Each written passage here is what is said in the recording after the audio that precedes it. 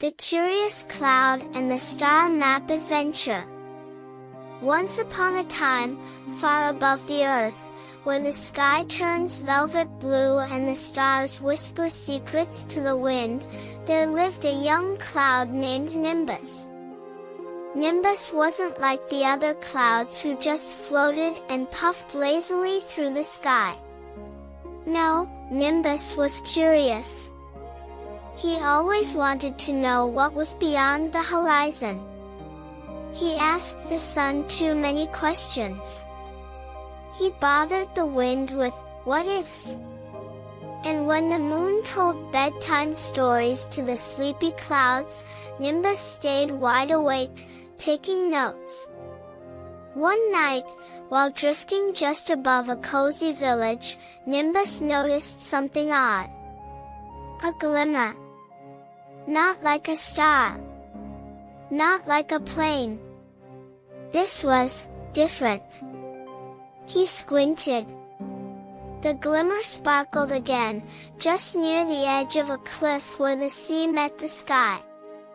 Nimbus swooped down for a better look and saw an old, forgotten telescope pointing straight up.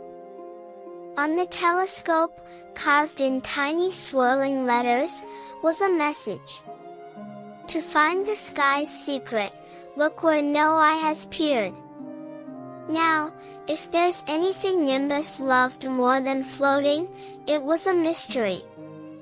So off he zoomed, puffing and swirling his way higher than ever before. As he rose, the air grew cold, and stars grew bigger. He zipped past satellites, waved at an owl flying unusually high, and then, there it was.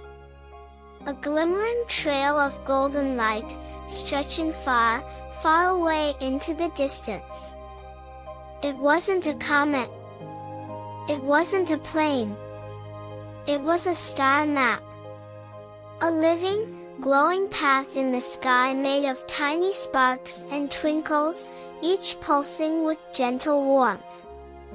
Nimbus followed it, heart puffing with excitement. As he floated along the trail, Nimbus came across the strangest cloud he had ever seen. It looked like a spiral, spinning slowly.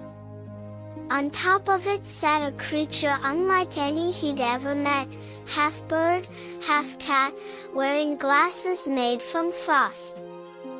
"Hello?" Nimbus said. The creature blinked. "Ah. Cloud number 74B. Right on schedule. You're the one following the star map." I think so." "Good," the creature said, leaping onto Nimbus's back without asking. "Name's Quill. I'm a star cartographer. This map leads to something very, very important." "What is it?" Nimbus asked. Quill leaned close. "The memory star." Nimbus gasped. "Is that real?" Quill raised an eyebrow. "Of course. Why else would we be in a talking cloud story?" So they went together, past moons with moss, through winds that sang lullabies, and over space whales that hummed old songs. The star map twisted and looped until it pointed straight into a glowing nebula that looked like a jellyfish made of glitter. Inside the nebula, the stars whispered. Each whisper was a memory, a child's laughter, a hug from a parent, a birthday wish, a whispered goodnight. Nimbus and Quill listened in awe. At the center of it all was a pulsing silver orb. The memory star. Nimbus floated closer, and as he did, something stirred inside him. Not just excitement. Something older.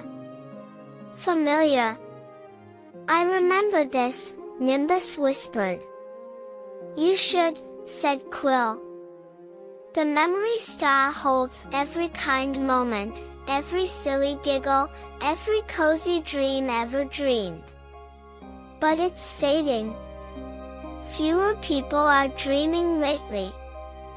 They're too busy, too worried. That's why we need you. Me? Said Nimbus, startled.